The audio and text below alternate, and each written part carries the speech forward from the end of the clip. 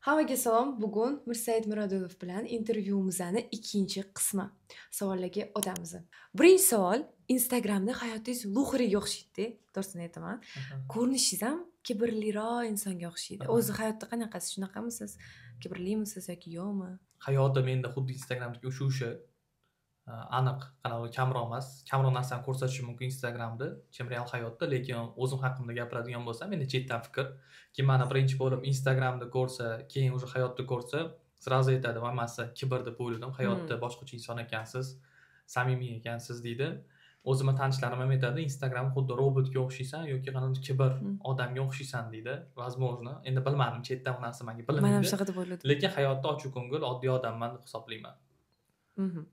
Ikkinchi savol. Hayotda noto'g'ri yo'l bilan pul topganmisiz va eng katta xatoyingiz nima bo'lgan?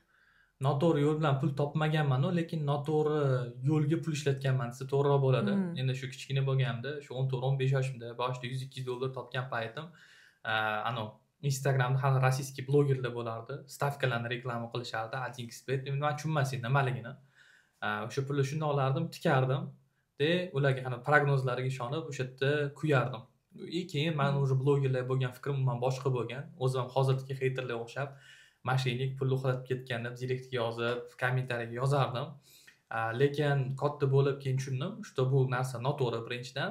Ikkinchidan esa internetda 50% narsa o'zi yolg'on, noto'g'ri yo'l bilan pul topsa bo'ladi. Qolgan 50% esa to'g'ri yo'l bilan ham pul topsangiz bo'ladi demoqchiman. Ya'ni halol yo'l bilan. Uchinchi savolimiz, bir ikkita odamlardan sizni mashinik deb eshitdim. Shunda odamlarning pulini uxlatib ketganmisiz?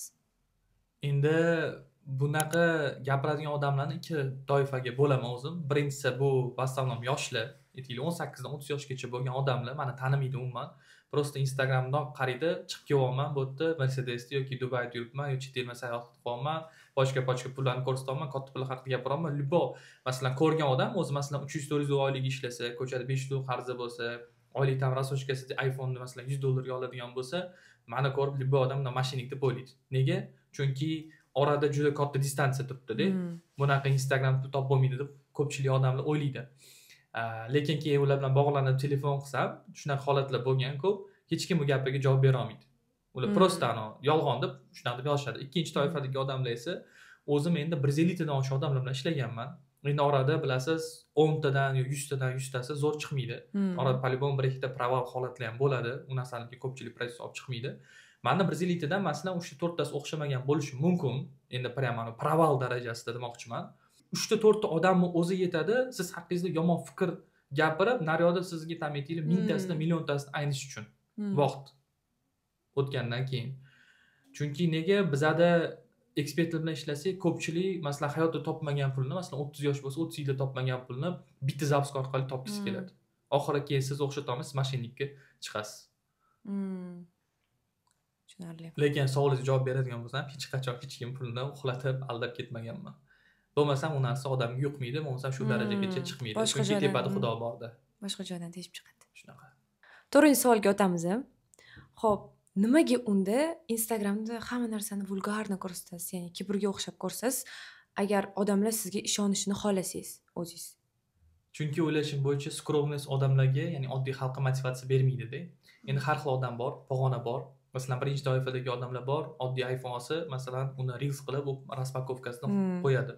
Ikkinchi toifadagi odamlar bor, mashina olsa, просто storiesga +1 deb qo'yib qo'yadi. Uchinchi toifadagi odamlar bor, частный samolyot olsa ham uni hech qayerga qo'ymaydi, hech kimga yetmaydi. Chunki ular uchun odatiy holat. Men lично o'zim pozitsionirimni qanaqa deb bilaman? Masalan, yoshlarni 18 dan bo'lib, masalan, 30 yoshgacha misol sifatida bo'lgan odamlarni Instagram orqali 0 dan 2 ming dollar daromadga olib chiqish, liba bor daromadni x2 qilib berish. Agar kimdir meni xizmatimni olmoqchi bo'lsa, ekspert bo'lib kelmoqchi bo'lsa, masalan, zapuskini hozirgi turgan holatni yoki daromadni x2 dan x10 barobargacha 3 oydan 6 oygacha bo'lgan muddatda oshirib bera olaman deb o'ylayman. Shu narsani men targ'ibot qilaman Instagramda, daromadda.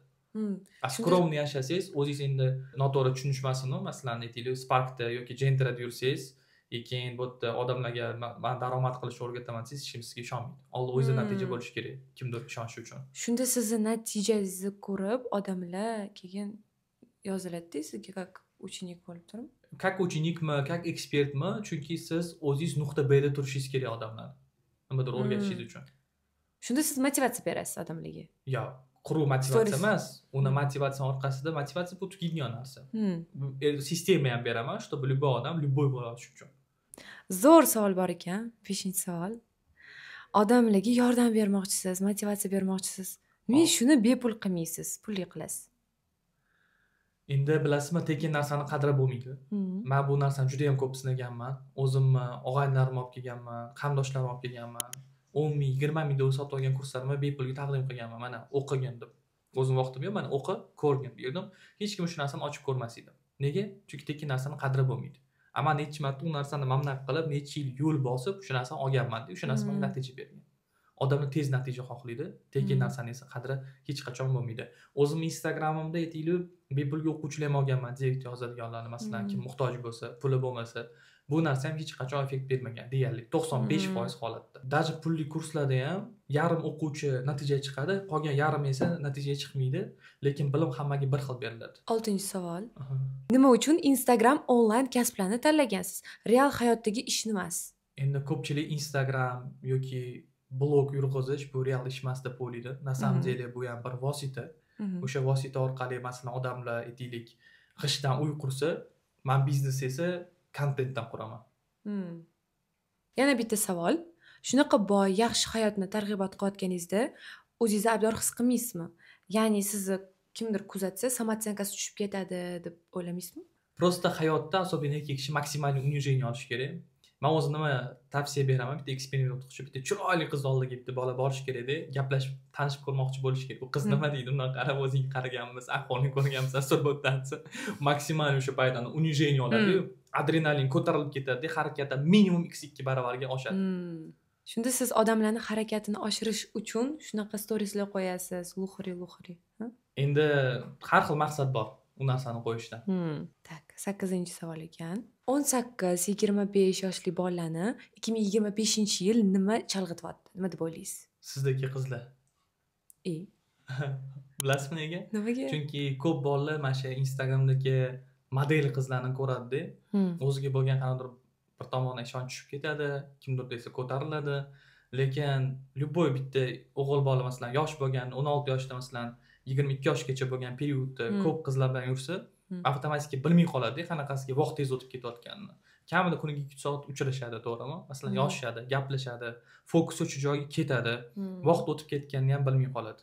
Uchrashuvdan chiqqandan keyin qanday miqdorda masalan energiyasi ham o'sha joyga ketgani hisobiga kamayib tushib, ishga bo'lgan motivatsiyasi ham tushib ketadi demoqchiman.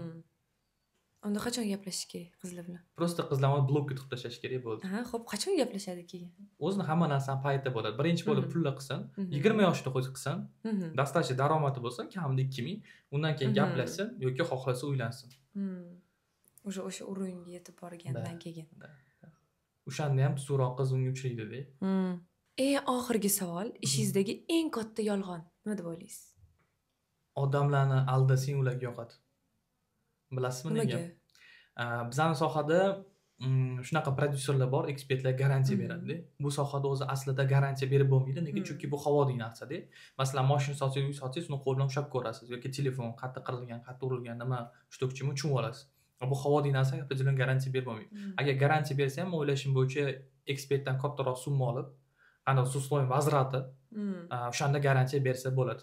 Men o'zim bitta eksperiment o'tkazganman, mana shu 2024-yilda oldimga elit ekspert kelgan payti, bir haftada elit ekspertni uchrashganimda bittasi ham garantiya bermaganman, hech narsa gapirmaganman, sotishga harakat qilmaganman. O'shandan bor yo'g'i 10% ekspert bo'lib kelgan. Keyin o'sha taktikani o'zgartirib, garantiya so'zni ishlatib ko'rganimda, bu konversiya ancha oshgan. Lekin o'zi aslida bu narsa xato. Chist eksperiment uchun bu narsani qilib ko'rganman. Sizlar bergan savollar tugadi. Agar ikkinchi qism sizlarga qiziq bo'lgan bo'lsa, 3-qismni kutib qolinglar.